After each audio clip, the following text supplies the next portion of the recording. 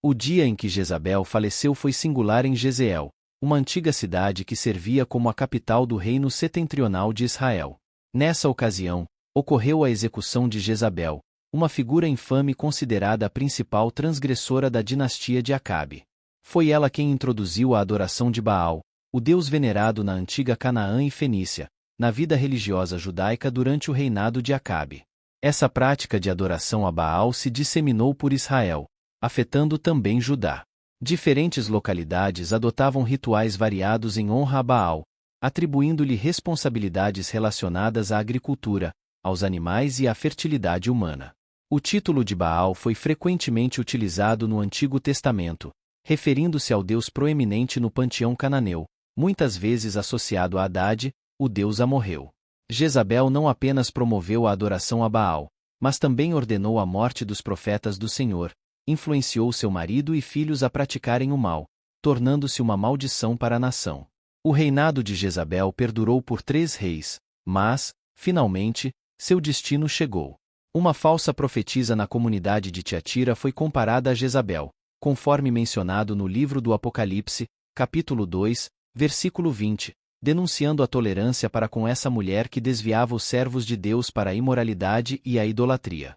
A ruína de Jezabel em Jezreel é vista como um exemplo típico da condenação de idólatras e perseguidores, conforme descrito no Apocalipse, capítulo 17, versículos 5 e 6, onde Babilônia é associada às abominações da terra e embriagada com o sangue dos santos. O general Jeú foi designado por Deus para confrontar Jezabel, representando um agente de julgamento para a sua família. O desfecho trágico de Jezabel estava diretamente ligado a um evento específico: o assassinato de Nabote. Jezabel havia manipulado a morte de Nabote para se apossar de sua propriedade, e o profeta Elias lançou uma maldição sobre ela e sua família. Esse ato culminou na intervenção divina que resultou na morte de Jezabel em Jezreel. Nabote era um residente de Jezreel que possuía um vinhedo próximo ao palácio do rei Acabe. Dado que o vinhedo estava convenientemente localizado, Acabe planejou transformá-lo em um jardim. Ele ofereceu compensações a Nabote, como dinheiro ou outra propriedade em troca do vinhedo. No entanto, Nabote recusou-se a abrir mão da herança de seus antepassados, afirmando que o terreno não estava à venda por qualquer preço. Diante da recusa de Nabote, Acabe ficou desgostoso e retornou ao palácio em um estado de melancolia, recusando-se a comer. A rainha Jezabel notou o descontentamento de seu marido e indagou sobre o motivo de sua perturbação. Acabe relatou-lhe a situação envolvendo Nabote. Jezabel assegurou-lhe que, enquanto ele fosse rei, poderia conseguir tudo o que desejava. Ela prometeu intervir pessoalmente, declarando: "Levante-se e coma. Anime-se. Eu vou obter para você o vinhedo de Nabote, o Jizreelita." 1 Reis capítulo 21 versículo 7. Jezabel então tramou os preparativos necessários para eliminar Nabote. Primeiramente, ela falsificou cartas supostamente emitidas pelo rei, instruindo os nobres da cidade e os anciãos a proclamarem um dia de jejum e a colocarem Nabote em destaque perante o povo. 2 homens iníquos deveriam ser postos perto de Nabote com a missão de acusá-lo falsamente de blasfemar contra Deus e o rei. Nabote seria levado para fora da cidade, onde seria apedrejado até a morte. Essas acusações eram completamente fabricadas. A trama diabólica elaborada contra Nabote teve sucesso. Como uma sentença de morte não podia ser executada com base em apenas uma testemunha, Jezabel tomou precauções para plantar 2 testemunhas falsas. Dessa forma, ela estava cumprindo a lei apenas quando lhe convinha, manipulando-a para mentir, roubar e assassinar com facilidade. Uma parte particularmente hedionda do plano de Jezabel foi a proclamação de um dia de jejum, usando uma cerimônia religiosa para encobrir suas intenções assassinas e garantir que a presença de Nabote fosse desonrada ao extremo. Quando a rainha soube da morte de Nabote, ela informou a Acabe que agora ele poderia tomar posse do vinhedo de Nabote, o que Acabe fez com prazer. Devido ao chocante assassinato de Nabote por Acabe e Jezabel, Deus os condenou. O profeta Elias confrontou o monarca com uma palavra de Deus, encontrando Acabe examinando o vinhedo que havia usurpado. O profeta acusou Acabe de assassinar um homem e confiscar sua propriedade, profetizando que os cães lambiam o sangue de Nabote, lamberiam também o de Acabe. Em seguida, Elias profetizou que o Senhor traria calamidade sobre a casa de Acabe, fazendo com que cada membro masculino de sua família fosse morto e devorado por feras, em vez de receber um enterro honroso. Acabe morreu em batalha contra os sírios, cumprindo-se assim a profecia.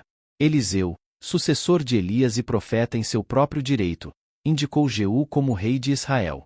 Jeú eliminou Jorão, filho de Jezabel, disparando uma flecha que o atingiu entre os ombros, matando-o instantaneamente. Este ato demonstrou o cumprimento do juízo divino sobre a família de Acabe. A chegada de Jeú a Jezreel, Jezabel confrontou-o de maneira desafiadora, postando-se numa janela do palácio para enfrentá-lo. Ela não optou por se esconder, como alguém aterrorizado pela iminente vingança divina, mas desafiou Jeú abertamente. Sua atitude desafiadora refletia um coração endurecido contra Deus, que agora enfrentaria as consequências. Ignorando as ameaças de Jeú, Jezabel o provocou, perguntando se Zinri, outro traidor, teve paz depois de assassinar seu mestre. Essa comparação foi inadequada, pois Jeú agia sob as ordens de Deus, ao passo que Zinri havia ascendido ao trono através de sangue e traição, encontrando um fim trágico. No entanto, Jezabel acreditava que as ações de Jeú eventualmente resultariam em sua própria queda. Jeú, determinado a cumprir a vontade divina, não se deixou abalar pelas palavras de Jezabel. Ele pediu apoio aos que estavam ao seu lado, buscando aqueles que estivessem dispostos a ajudá-lo na execução da justiça. Em seguida, ordenou que lançassem Jezabel para fora da janela, cumprindo assim o destino profetizado. Após ser jogada para fora da janela, Jezabel foi pisoteada pelos cavalos e seu sangue respingou nas paredes.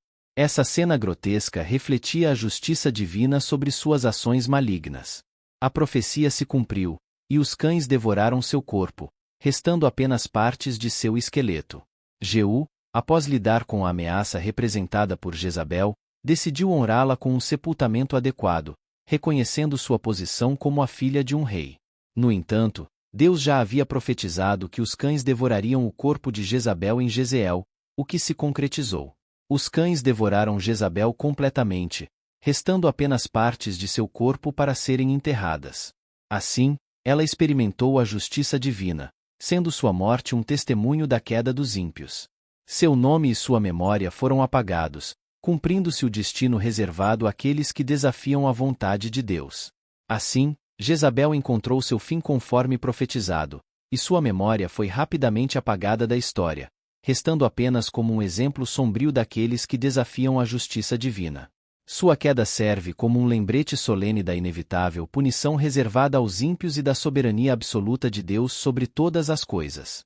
Que possamos aprender com os erros do passado e buscar sempre viver em conformidade com a vontade divina, encontrando a verdadeira paz e segurança em seguir os caminhos do Senhor. Que a justiça e a misericórdia de Deus nos guiem em todas as nossas jornadas, para que possamos evitar o destino trágico daqueles que se opõem a Ele.